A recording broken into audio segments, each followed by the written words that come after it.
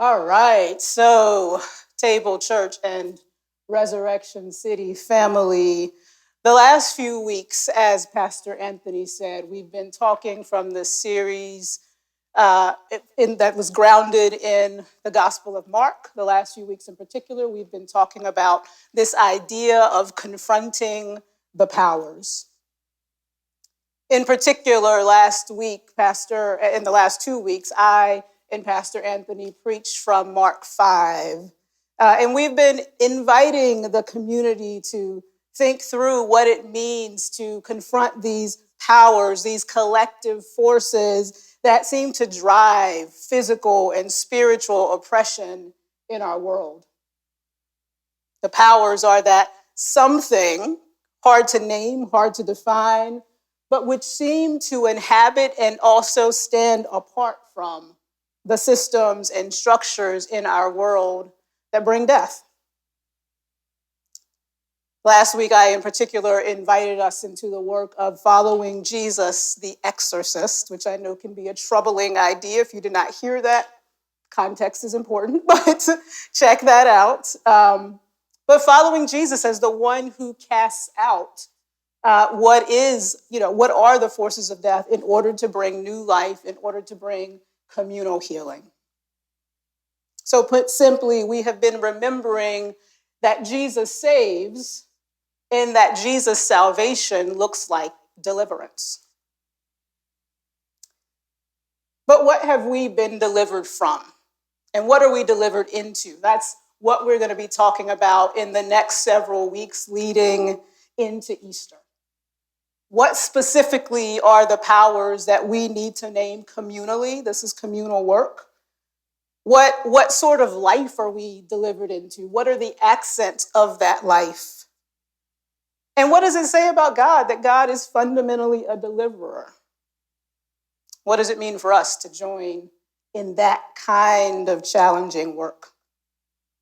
So to boil it down, we're going to be talking essentially about the multifaceted nature of salvation, of what we're saved from and what we're saved into, of what we're liberated from and what we're liberated into, of what we're delivered from and what we're delivered into, which you'll notice are all different names for the same experience. And I want to say right at the beginning of this that a lot of us have probably been accustomed to hearing about salvation talked about in only otherworldly ways. So essentially, we're going to take this idea, it's like a diamond, and we're going to just keep turning it and turning it and turning it to look at different facets of this thing, to see how our liberation, our salvation is intertwined with both the concrete and with the spiritual.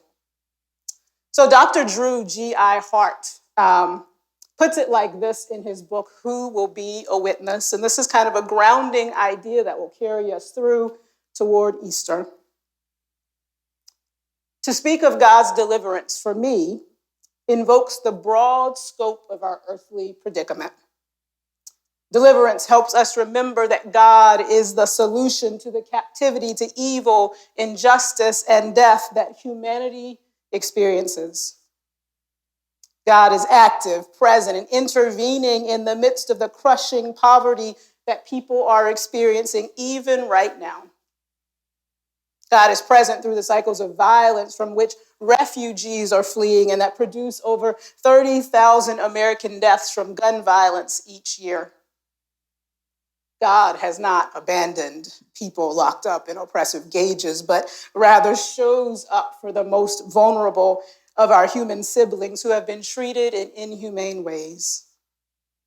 God is with the oppressed, the poor, the young people caught in vortexes of deprivation, and those with mental and physical disabilities who are stigmatized and vulnerable. God's delivering presence is a force that we can join. Through the power of the Holy Spirit, our revolutionary Messiah came and lived, and he has overcome the cross and the powers that deteriorate our human condition. Jesus has broken into our house of captivity, tying up the strong man and stealing us away into God's kingdom. We are delivered from ourselves, from the exploitation of others, and from the unjust structures and institutions that deny the dignity of all people. Our revolutionary Messiah is overcoming sin and death and the evil that keep us captive. Deliverance is what we need from the sin, death, and evil that wreak havoc on humanity and the rest of creation. I know that was a mouthful. I should have given you a little bit of warning there. But just that is essentially what we're going to be talking about for the next several weeks. And then I want to name that in the African American experience, and for many people all over the world, the story of God delivering the Hebrew slaves from Egyptian bondage is the fundamental lens through which we understand who God is and what God is about in the world. So in order to honor Black History Month and in order to think about who God is as a deliverer, we're going to ground these next several weeks in the story of Exodus, the first part of the book of Exodus. We'll talk about things like, and I'm really excited about this, y'all. We're going to talk about stuff like, what does it mean to be delivered from our tendency to dominate? What does it mean to be delivered from false narratives about God? What does it mean to be delivered from false narratives of ourselves? And we're going to talk about a whole lot of other stuff too. For the Israelites, God's delivering work was foundational to how they saw God. And I think that in many ways, as a community, we have to center it as the way we understand God and understand ourselves as well. So as we go toward this Easter, the invitation of this series is really to think about what it means to proclaim, "Let my people go," in light of all the pharaohs of the world, spiritual and concrete, the things that are right outside this door. What does that proclamation mean? Let my people go. Even in Matthew's gospel, Jesus is considered, is really framed as the new Moses, the one who proclaims, "Let my people go into the newness of freedom." All right, so as I've been thinking about this series in the past few weeks, it's become very clear to me, like in my heart, that there was one place that I felt like we should start. And I will recognize that that place might seem a little bit counterintuitive in some ways. We're going to start not at the beginning of the Exodus narrative, but we're going to start kind of more in the middle of it today. So next week, we'll get into all the background. If you're not familiar with the story of Exodus, don't worry. We're going to go through it pretty systematically.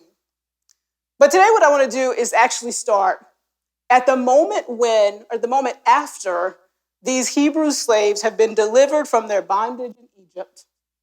They've come into the wilderness. They've crossed the Red Sea. They're out. They're free. They're being formed in terms of their identity as a nation, as a community.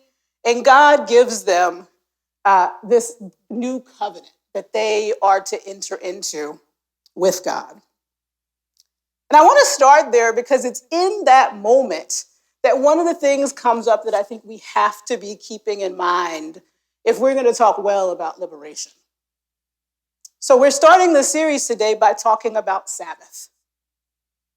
Sabbath is always the cornerstone of a people who desire to practice liberation. Rest, Sabbath. We've got to be talking about it, keeping it in mind. We're going to be the people that God is calling us to be.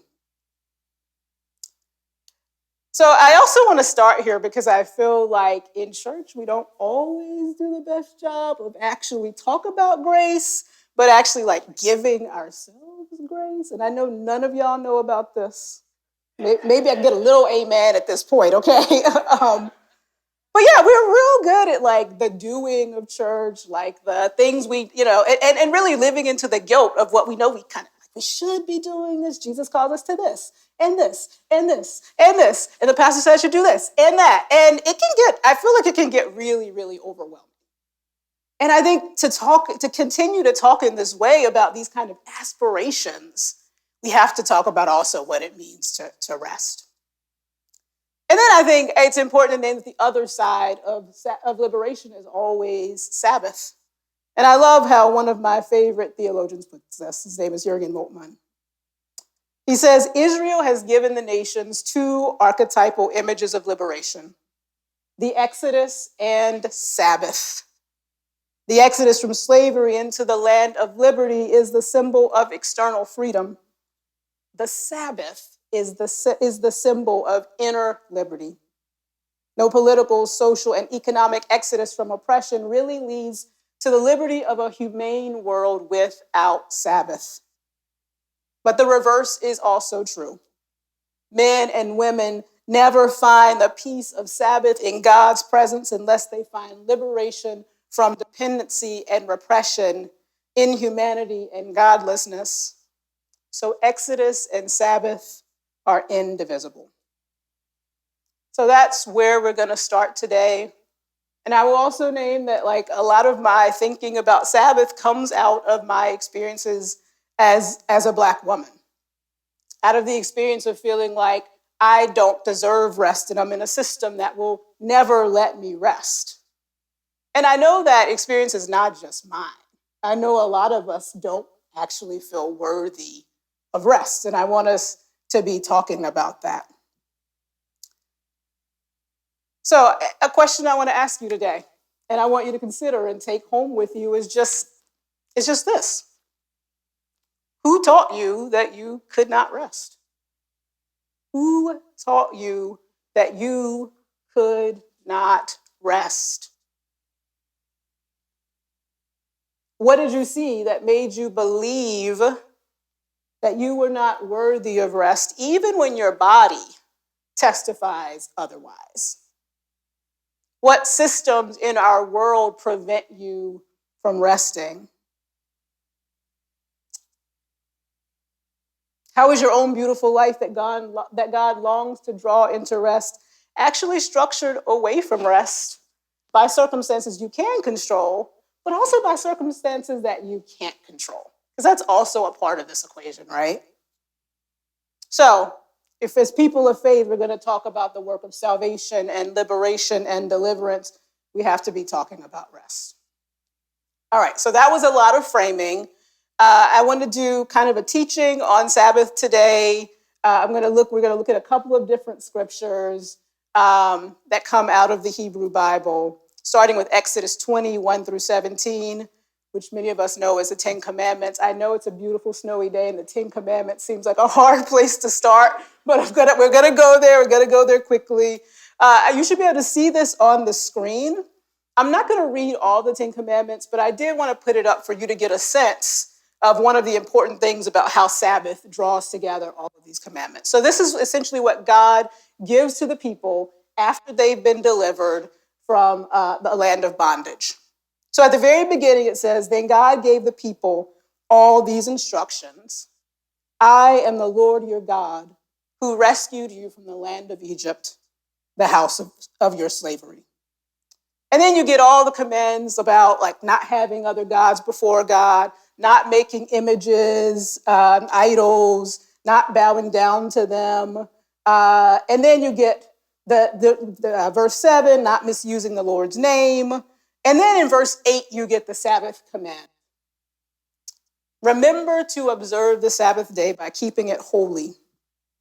You have 6 days each week for your ordinary work, but the Sabbath day is a Sabbath day of rest dedicated to the Lord your God.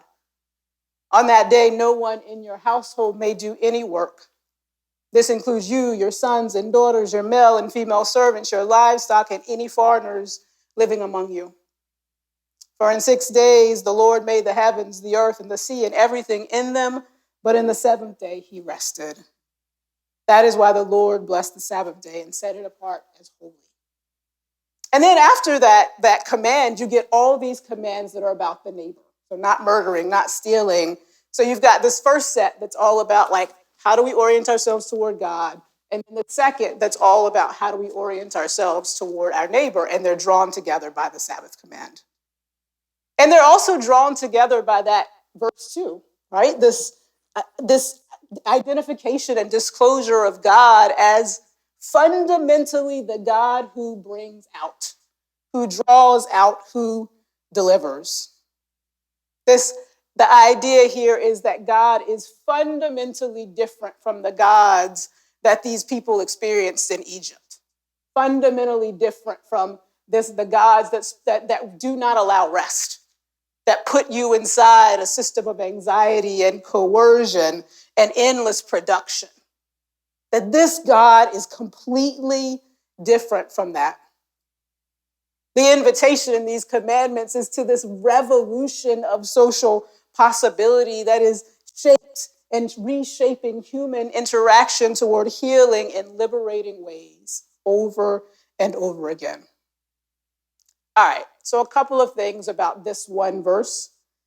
So one, it's a bridge verse, right? It's a bridge verse between these two poles of how to follow God.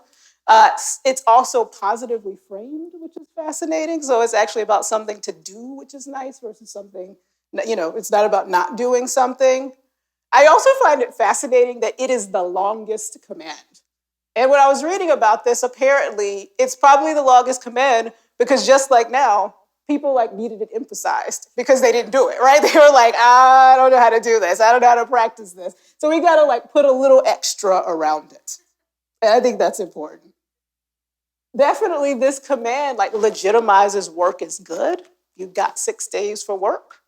And then it also says, let's set aside a period of time to rest. And then it gives the motive for that setting aside as this idea that God rests, that we follow the resting God. All right, so let's look at where that comes from. So that's Genesis 2:2-3. On the 6th day, God completed all the work that he had done. On the 7th day, God rested from all the work that he had done. God blessed the 7th day and made it holy because on it, God rested from all the work of creation. And when you stop to pull back from this is pretty extraordinary. Often, and I do this all the time, I talk about God as creator, but I'm not great at talking about God as the chief rester, the chief one who relaxes, the one who kicks their feet up. That's not what I'm great at doing. But that also means that I then model myself after only the part of God, the aspects of God that are about creation, and not the aspects of God that are about resting. I also want to just note here that, there's this sense that, when we take Sabbath, we are acknowledging that God is in control, that even if God could step back and rest, that we can also step back and rest. That God acknowledges that God is in control, and we can name that too. That we are dependents, that we are creatures who receive grace and received gift. That basically everything is grace and gift, and that even though that's super, super uncomfortable, it's also the truth of our existence. So setting aside a period of time helps us to live into that. And then I'll just say that Sabbath in this verse, I think one of the things that is kind of sad about the way chapter divisions have been imposed on Scripture is that chapter 1 in Genesis ends with the creation of human beings. And then there's this imposed chapter division that's not natural to the text, and then you get the creation of Sabbath. And that makes it seem like human beings are the end of creation, they're the pinnacle, they're the crown of creation. But that's not true. Actually, Sabbath and this creation of rest is what crowns the rest of creation. And we've got to live and walk in that it's not us, that there's something beyond that. There's so much more I could say about this, but I want to go on to one more text, and that's Deuteronomy 5:12-15. So these are kind of the big 3 verses on Sabbath to kind of study and think about. So here's what that says. This is also just a different form of the 10 Commandments. Keep the Sabbath day and treat it as holy, exactly as the Lord your God commanded. 6 days you may work and do all your tasks, but the 7th day is a Sabbath to the Lord your God. Don't do any work on it. Not you or your sons or your daughters, your male or female servants, your oxen or donkeys, or any of your animals, or the immigrant who is living among you, so that your male and female servants can rest just like you. Remember that you were a slave in Egypt, but that the Lord your God brought you out of there with a strong hand and an outstretched arm. That's why the Lord your God commands you to keep the Sabbath day. So what I want to notice here is that Unlike in the Genesis version, the Exodus version of the command that leads to Genesis, the reason here is not because God rests. The reason here to practice Sabbath is because you were once a slave in Egypt. Because you've known oppression, you have seen oppression, and therefore you're supposed to create, you're called to create an alternative system, something that is very different from what the pharaohs of the world create. And then out of that comes all this in the Hebrew Bible. This is like a part 2, 3, and 4. But I'll just say, out of that comes these ideas of like Sabbath year and Jubilee, which are all about what it means to allow periodic release of people from slavery or like servanthood, periodic release from like debt, which is a huge problem in our society. What does it mean that to actually create structures that allow no one to exist permanently in poverty? They're actually making sure people are structured out of poverty periodically. That's what Sabbath leads to. Okay, so some takeaways, something a little more practical. And so, I'm going to guess that you hopefully know at this point that my first takeaway is attempt to practice Sabbath. Okay, I wanted to start with a better first takeaway, but there it is, right? So try to practice Sabbath. And here's how Walter Brueggemann describes it, right? Like actually what Sabbath is. Periodic, disciplined, regular disengagement from systems of productivity whereby the world uses people up to exhaustion. Disengagement that is apart from culture-produced expectations for frantic leisure, frantic consumption, or frantic exercise. I don't have a problem with that last one, the frantic exercise, but the others, how do we pull out of those things? Disciplined, regular, how do we do that? And I'll say I'm a big believer that, in the Gospels, Jesus is clear. I'm the Lord of the Sabbath. Jesus is Lord of the Sabbath. So I don't think it has to be a full day, but what are the ways that we can live into this, that we can fundamentally create a distinct category of time for ourselves? So I talked about this last week, like when I was teaching, I taught for 8 years. One of the shocks of my life was that the first day I showed up to my job as a teacher, they told me school started at 7:20 during orientation week. And I was like, what did you just say to me? Like, I was like, you mean 9 o'clock, right? And so it meant that I ended up getting up really, really early often to make this commute. By the end of the week, I would be just so tired. I would try to go out with my friends and I would basically just offend people because I would say, make a joke that was like, I wasn't filtered. I would make these jokes and it was inappropriate. I would have to apologize to people. And I realized Friday night is your Sabbath. You need to go home. And so I ended up I would often I hope I can say this, pour myself a glass of wine and I would put on this like ugly green bathrobe that one of my friends gave me. And I would piddle. I would just okay, I'm gonna listen to jazz. I'm gonna, I would just read poetry and I would do these things that were just so different from my regular life. But very much in which I could recognize that I can enjoy not being in control. That's what I need to do. And then I would say now as a pastor, I do have the luxury of taking a Sabbath, a full day off. And I want to tell you that it's like Sabbath 2.0 that I'm like, there's no screens, but that's not true. All right, I'm not there yet.